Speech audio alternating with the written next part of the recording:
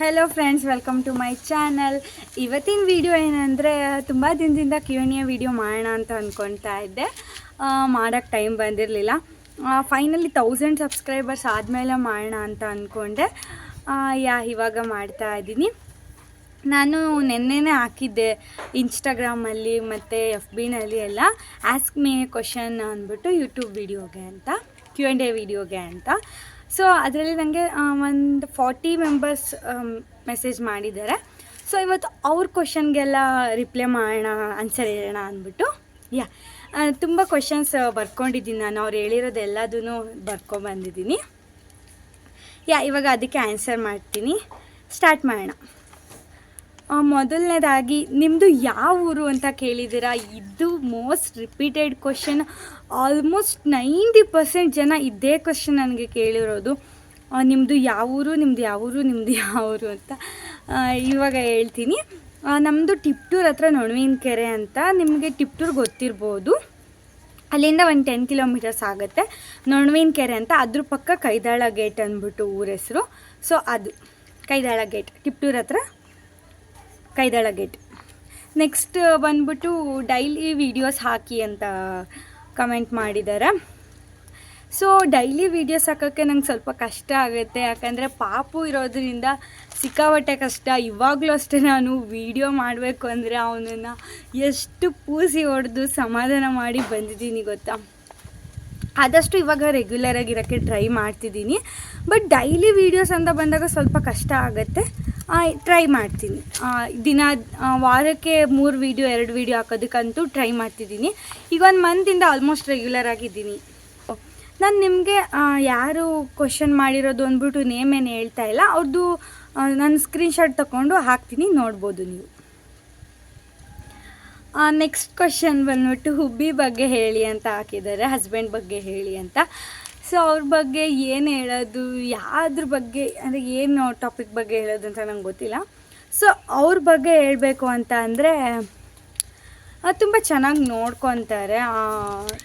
ಅಂದರೆ ಅವರಿಗೇನಾದರೂ ಒಂದು ತೊಗೊಂಡಿಲ್ಲ ಅಂದರೂ ಪರವಾಗಿಲ್ಲ, ನನಗಿಷ್ಟ ಆಗಿದ್ದನ್ನ ಕೊಡಿಸ್ಬೇಕು ಅಂತ ಟ್ರೈ ಮಾಡ್ತಾರೆ. ಆದಷ್ಟು ನನ್ನ ಪಾಪುನ ತುಂಬ ಖುಷಿಯಾಗಿ ನೋಡ್ಕೊಳ್ಳೋ ಟ್ರೈ ಮಾಡ್ತಾರೆ.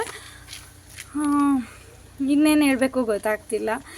ಆ್ಯಕ್ಚುಲಿ ನಾನು ಕ್ವಶನ್ ಬರ್ಕೊಂಬಂದಿರೋದು ಏನಿದೆ ಅಷ್ಟೇ. ಅದು ಬಿಟ್ಟರೆ ನಾನು ವೀಡಿಯೋಗೆ ಅಂತ ಒಂಚೂರು ಪ್ರಿಪೇರ್ ಆಗಿಲ್ಲ. ಇವಾಗ ನೋಡಿ ಏನೇನು ಕ್ವಶನ್ಸ್ ಬಂದಿದೆ ಅಂತ ಬರ್ಕೊಬಂದೆ ಅಷ್ಟೇ, ಏನೂ ಪ್ರಿಪೇರ್ ಆಗಿಲ್ಲ. ಸೊ ಅವರು ಹುಬ್ಬಿ ಬಗ್ಗೆ ಹೇಳೋದಾದರೆ ಏನು ಚೆನ್ನಾಗಿ ನೋಡ್ಕೊತಾರೆ. ಆದಷ್ಟು ಸ್ವಲ್ಪ ಕೋಪ, ನನಗೆ ಕೋಪ ಬಂದಾಗ ನನಗೂ ಅಷ್ಟೇ, ನನಗೂ ಕೋಪನೇ. ನನಗೆ ಕೋಪ ಬಂದಾಗ ಅವ್ರು ಸುಮ್ಮನೆ ಆಗ್ತಾರೆ, ಅವ್ರಿಗೆ ಕೋಪ ಬಂದಾಗ ನಾನು ಸುಮ್ಮನೆ ಆಗ್ತೀನಿ. ಆದಷ್ಟು ತುಂಬ ಚೆನ್ನಾಗಿ ನೋಡ್ಕೊಳ್ಳೋದಕ್ಕೆ ಟ್ರೈ ಮಾಡ್ತಾರೆ. ನನಗೆ ಅದಿಷ್ಟ.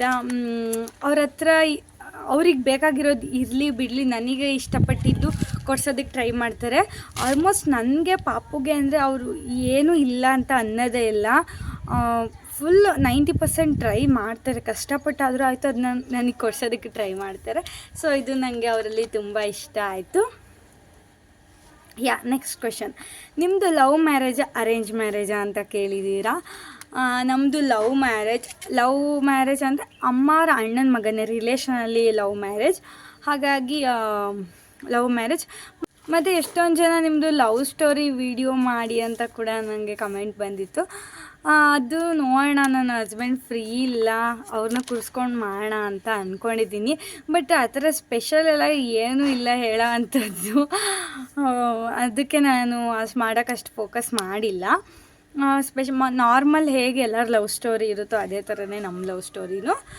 ಸ್ವಲ್ಪ long distance relationship love story ಅಷ್ಟೇ. But love marriage arrange marriage ಅಂತ ಕೇಳಿದರೆ ನಂದು ಲವ್ ಮ್ಯಾರೇಜ್, ಫ್ಯಾಮಿಲಿಯಲ್ಲಿ love marriage. Next favourite family pic ಹಾಕಿ ಅಂತ ಕೇಳಿದ್ದೀರಾ. ಫೇವ್ರೆಟ್ ಫ್ಯಾಮಿಲಿ ಪಿಕ್ ನಾನು ಹಾಕ್ತೀನಿ, ಇಲ್ಲಿ ನೋಡ್ಬೋದು. ಇದು ಫ್ಯಾಮಿಲಿ ಪಿಕ್ ಅಂತ ಬಂದಾಗ ಇದು ನನಗೆ ಇಷ್ಟ ಆಗಿರೋದು. ನೆಕ್ಸ್ಟು ತೋಟ ವಿಲೇಜ್ ಸ್ಟೈಲ್ ವೀಡಿಯೋಸ್ ಜಾಸ್ತಿ ಮಾಡಿ ಅಂತ ಹಾಕಿದ್ದೀರಾ. ನಂದು ವ್ಲಾಗ್ಸ್ ಏನಿದೆ ಅದು ಫುಲ್ ತೋಟ ವಿಲೇಜ್ ಬಗ್ಗೆನೇ ಇರುತ್ತೆ. ಬೇರೆ ಕಂಟೆಂಟ್ ಸ್ವಲ್ಪ ಕಡಿಮೆನೇ. ಬಟ್ ನಾನು ವ್ಲಾಗ್ಸ್ ಅಂತ ಮಾಡಿದಾಗ ನಾನು ಸರೌಂಡಿಂಗಲ್ಲಿ ಏನಿದೆ ಅದನ್ನೇ ತೋರಿಸೋದಕ್ಕಾಗೋದು. ಹಾಗಾಗಿ ನಂದು ತೋಟದ್ದು ತೋರಿಸಿರ್ತೀನಿ, ಇಲ್ಲ ಬಿಟ್ಟರೆ ನಂದು ಮನೆಯಲ್ಲಿ ಹಳ್ಳಿ ಲೈಫ್ ಸ್ಟೈಲ್ ಹೇಗಿರುತ್ತೆ ಅನ್ನೋದನ್ನೇ ತೋರಿಸಿರ್ತೀನಿ. ಸೊ ಇಷ್ಟೇ, ಅದನ್ನೇ ನಾನು ತೋರಿಸೋದು. ಡೂ ಮೋರ್ ಅದನ್ನೇ ನಾನು ಜಾಸ್ತಿ ತೋರಿಸ್ತೀನಿ ಕೂಡ. ನೆಕ್ಸ್ಟ್ ಕ್ವಶನ್ ಏನಂದರೆ, ಇದಕ್ಕೆ ನಾನು ಕಾಯ್ತಾ ಇದ್ದಿದ್ದು ಹೇಳೋಣ ಅಂತ. ಇವಾಗಂತೂ 1000 ಸಬ್ಸ್ಕ್ರೈಬರ್ಸ್ ಆದಮೇಲಂತೂ ಈ ಕ್ವೆಶನ್ ನನಗೆ ಜಾಸ್ತಿ ಆಗಿಬಿಟ್ಟಿದೆ. ಒಂದು 10-15 ಮೆಂಬರ್ಸ್ ಕೇಳಿದ್ದೀರಾ ಅಂತಲೇ ಹೇಳ್ಬೋದು.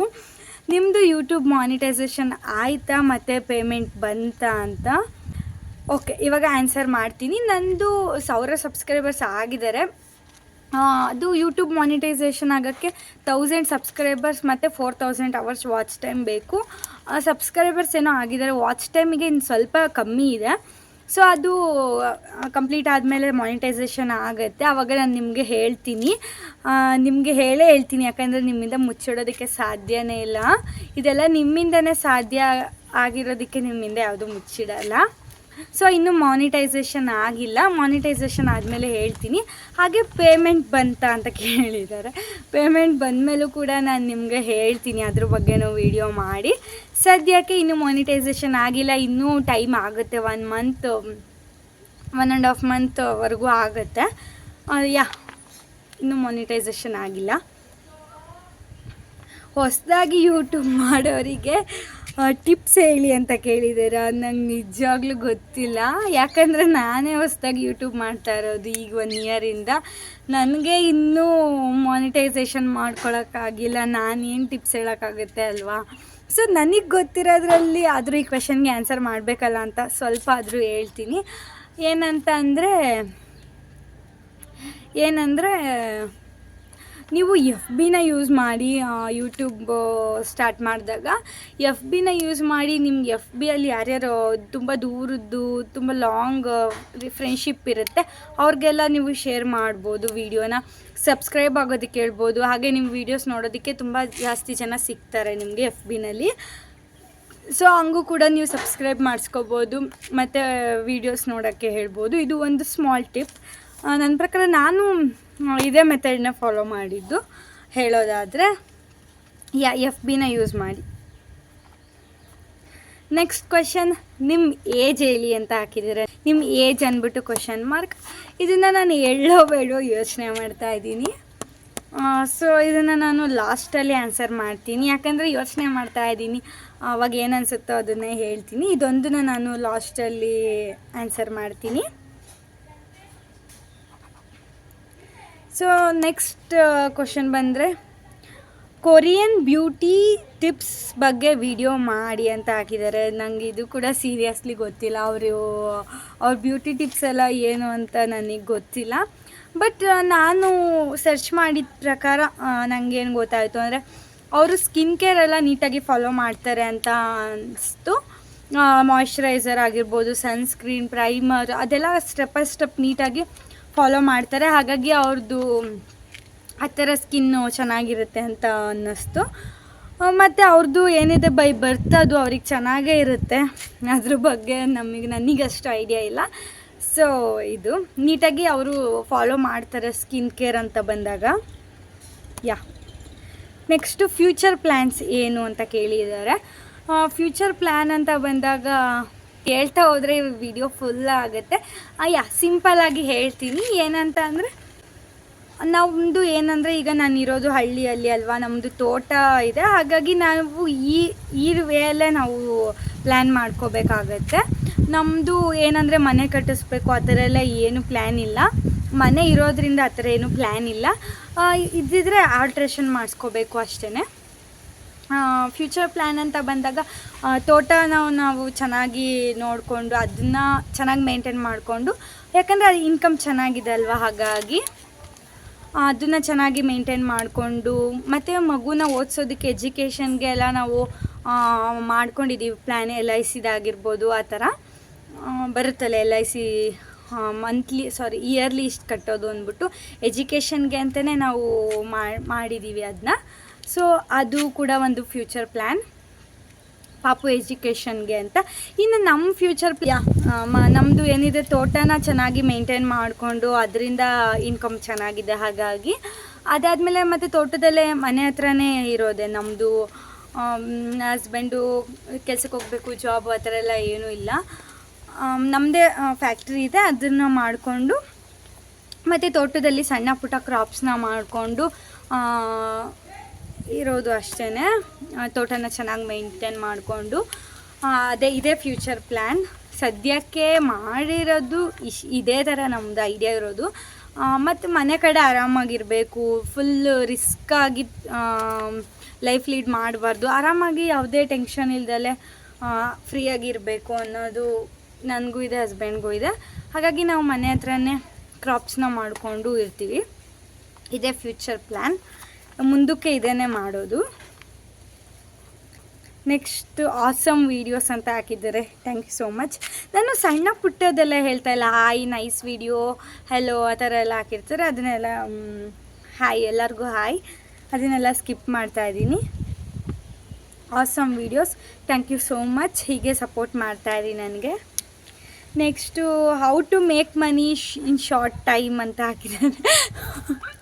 ನೀವು ಈ ಪ್ರಶ್ನೆ ನಾನು ನಿಜವಾಗ್ಲೂ ನನಗೆ ಕೇಳಬಾರ್ದಿತ್ತು, ಯಾಕಂದರೆ ನನಗೆ ಗೊತ್ತಿಲ್ಲ ಶಾರ್ಟ್ ಟೈಮಲ್ಲಿ ಮನಿನ ಹೇಗೆ ಅರ್ನ್ ಮಾಡೋದು, ಗೊತ್ತಿಲ್ಲ ನನಗೆ. ಕಷ್ಟಪಟ್ಟು ದುಡಿಬೇಕು ಅಷ್ಟೇ ನನಗೆ ಗೊತ್ತಿರೋದು. ಇನ್ನು ಯೂಟ್ಯೂಬ್ ಸಜೆಸ್ಟ್ ಮಾಡೋಣ ಅಂದರೆ ಇದಕ್ಕೂ ಲಾಂಗ್ ಟೈಮ್ ಬೇಕು, 1 ಇಯರ್ 1.5 ಇಯರ್ ಬೇಕು. ಇದು ಕೂಡ ಕಷ್ಟನೇ, ಈಸಿ ಅಂತ ಹೇಳಲ್ಲ. ಬಟ್ ಈಸಿಯಾಗಿ ಯಾವುದೂ ಸಿಗಲ್ಲ ಈಗಿನ ಜನ್ರೇಷನಲ್ಲಿ. ಪ್ರತಿಯೊಂದೂ ಕಷ್ಟಪಟ್ಟು ತಾಳ್ಮೆಯಿಂದ ಇದ್ದು ಅದಕ್ಕೆ ಪ್ರತಿಫಲ ಸಿಗೋವರೆಗೂ ಕಾಯಬೇಕಾಗುತ್ತೆ. ಶಾರ್ಟ್ ಟೈಮ್ ಅಂತ ಏನು ಯಾವುದೂ ಇಲ್ಲ. ಇದಕ್ಕೆ ನನಗೆ ಆನ್ಸರ್ ಗೊತ್ತಿಲ್ಲ, sorry. You cutest pic and cute song, cut song ಅಂತ ಹಾಕಿದ್ದಾರೆ. Cutest pic and cute song ಇರಬೇಕು ಅದು. ನಾನು ಪಿಕ್ ಹಾಕ್ತೀನಿ, ನೋಡ್ಬೋದು ನೀವು. ನಾನು ಕ್ಯೂಟೆಸ್ಟ್ ಪಿಕ್ ಆ ಥರ ಎಲ್ಲ ಏನಿಲ್ಲ, ನನಗಿಷ್ಟವಾಗಿದ್ದು ನಾನು ಹಾಕ್ತೀನಿ ಅಷ್ಟೇ. ಸಾಂಗ್ ಅಂತ ಬಂದರೆ ನನಗೆ ಎಲ್ಲ ಸಾಂಗು ಇಷ್ಟ ಆಗುತ್ತೆ. ಕನ್ನಡ ಸಾಂಗ್ಸ್ ನಾನು ಇಷ್ಟಪಡ್ತೀನಿ. ಇನ್ನೂ ಹೇಳಬೇಕು ಅಂದರೆ ನನಗೆ ಫೀಲಿಂಗ್ ಸಾಂಗ್ಸ್ ಇಷ್ಟ ಆಗುತ್ತೆ ಜಾಸ್ತಿ, ಯಾಕೋ ಗೊತ್ತಿಲ್ಲ, ಮುಂಚೆಯಿಂದನೂ ಅಷ್ಟೇ. ಫೀಲಿಂಗ್ ಸಾಂಗ್ಸ್ ಅಂದ್ರೆ ಸ್ವಲ್ಪ ಜಾಸ್ತಿ ಇಷ್ಟ ಆಗೋದು. ಯಾವ ಸಾಂಗು ಅಷ್ಟೇ, ಯಾವುದಾದ್ರೂ ಆಯಿತು, ಬಟ್ ಕನ್ನಡ ಸಾಂಗ್ಸ್ನ ಇಷ್ಟಪಡ್ತೀನಿ ನಾನು. ಅದರಲ್ಲಿ ಅದು ಭಾವನೆ ಇರುತ್ತೆ, ಒಂಥರ ಫೀಲಿಂಗ್ಸ್ ಚೆನ್ನಾಗಿರುತ್ತೆ, ಇಷ್ಟಪಡ್ತೀನಿ. ಬ್ಯೂಟಿಫುಲ್ ಫೋಟೋ ಅಂತ ಹಾಕಿದ್ದಾರೆ. ಬ್ಯೂಟಿಫುಲ್ ಫೋಟೋನೂ ಕೂಡ ಹಾಕ್ತೀನಿ, ನೋಡಿ ನೀವು. ಅದು ಬ್ಯೂಟಿಫುಲ್ ಫೋಟೋ ಆ ಥರ ಎಲ್ಲ ಏನೂ ಇಲ್ಲ, ನಾನು ಆವಾಗಲೇ ಹೇಳ್ದಾಗೆ ಯಾವುದು ಚೆನ್ನಾಗಿದೆ ಇದೆರಡಕ್ಕೂ ಇದೇ ರಿಪ್ಲೈ. ಇದೊಂದೇ ಫೋಟೋ ಹಾಕ್ತೀನಿ. ಹೇಗಿದ್ದೀರಾ ಮೇಡಮ್, ಹೇಗಿದ್ದೀರಾ? ಚೆನ್ನಾಗಿದ್ದೀನಿ, ನಾನು ತುಂಬಾ ಚೆನ್ನಾಗಿದ್ದೀನಿ. ನೀವು ಹೇಗಿದ್ದೀರಾ? I hope you are all are fine and good. ನನ್ನ ಜೊತೆ ಯಾವಾಗ ಮಾಡ್ತೀಯ ವ್ಲಾಗ್ನ ಅಂತ ಹಾಕಿದ್ದಾಳೆ. ಇದು ನನ್ನ ಫ್ರೆಂಡೇ ಹಾಕಿರೋದು. ಸೊ ನಿನ್ನಂತೂ ಮನೆಗೆ ಕರೆದು ಸಾಕಾಗೋಯ್ತು. ಫೈನಲ್ ನಮ್ಮ ಪಾಪು ನಾಮಕರಣಕ್ಕಾದರೂ ಬರ್ತೀಯ ಅಂದ್ಕೊಂಡೆ, ಆವಾಗಲೂ ಬರಲಿಲ್ಲ ನೀನು. ಇನ್ನು ನಿನ್ನ ಜೊತೆ ಇನ್ನೆಲ್ಲಿ ವ್ಲಾಗ್ ಮಾಡೋಕ್ಕಾಗತ್ತೆ, ನೀನು ಬಂದಾಗೆ ಆಗೋದು. ಸೊ ಫೈನಲಿ ಬಾ ಮನೆಗೆ ಬೇಗ. ನಿಮ್ಮ ನೇಮ್ ಏನು ಸಿಸ್? ಇದು ಕೂಡ ನನಗೆ ತುಂಬ ರಿಪೀಟೆಡ್ ಕ್ವಶನ್. ಇದು ಜಾಸ್ತಿ ಜನನೇ ಕೇಳಿದ್ದೀರಾ, ಯಾಕಂದರೆ ನಿಮ್ಗೆ ನನ್ನ ನೇಮೇ ಗೊತ್ತಿಲ್ಲ ಅಂತ ಅನಿಸುತ್ತೆ. ನಿಮ್ಗೆ ನನ್ನ ಚಾನಲಲ್ಲೇ ಇದು, ನನ್ನ ಚಾನಲ್ ನೇಮಲ್ಲೇ ಇದೆ ನನ್ನ ಹೆಸರು. ಹ್ಯಾಪಿ ಮೇಘಾ ಕನ್ನಡ ಚಾನಲ್ ಅಂತ ಚಾನಲ್ ನೇಮ್ ಅಲ್ವಾ. ಸೊ ಮೇಘಾ ಅಂದ್ಬಿಟ್ಟು ನನ್ನ ನೇಮು.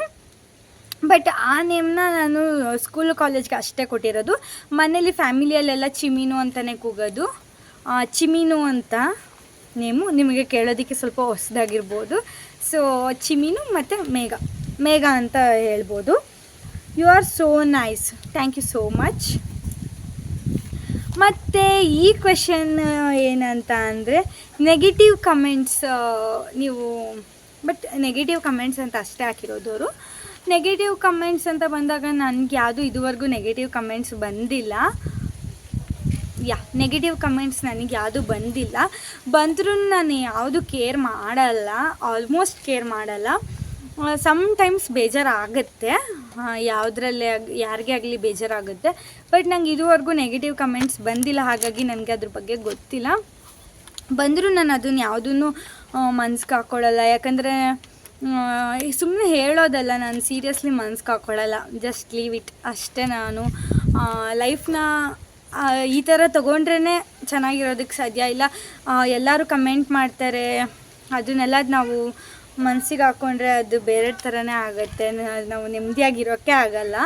ಸೊ ನಾನು ನೆಗೆಟಿವ್ ಕಮೆಂಟ್ಸ್ ಅಂತ ಬಂದಾಗ ನಾನು ಬರೀ ಯೂಟ್ಯೂಬ್ ಕಮೆಂಟ್ಸ್ ಅಷ್ಟೇ ಅಲ್ಲ, ನಾನು ಅಕ್ಕಪಕ್ಕದಲ್ಲಿ ಲೈಫ್ ಕೂಡ ನಾನು ನೆಗೆಟಿವ್ ಆಗಿ ನನ್ನ ಬಗ್ಗೆ ಯಾರು ಮಾತಾಡ್ತಾರೋ ಅವ್ರನ್ನೂ ಕೂಡ ನಾನೇ ಮಾತಾಡ್ಸಲ್ಲ. ಅವ್ರಂದ್ರೆ ಲೀವ್ ಇಟ್ ಅಷ್ಟೇ. ನಾನು ಎಷ್ಟು ಬೇಕಷ್ಟು ಅಂತ ಹೇಳ್ಬೋದು. ಈ ಮನೆ ಹತ್ರ ಆಗಿರ್ಬೋದು, ಇಲ್ಲ ಎಲ್ಲಾದರೂ ಆಗಿರ್ಬೋದು, ನನ್ನ ಬಗ್ಗೆ ಯಾರು ನೆಗೆಟಿವ್ ಆಗಿ ಮಾತಾಡ್ತಾರೋ ನಾನು ಕೇರ್ ಮಾಡಲ್ಲ ಅಷ್ಟೆ. ನಂಗೆ ಈ ಕ್ವಶನ್ ಕೇಳಿದ್ದು ಇಷ್ಟ ಆಯಿತು, ನೆಗೆಟಿವ್ ಕಮೆಂಟ್ಸ್ ಅಂತ.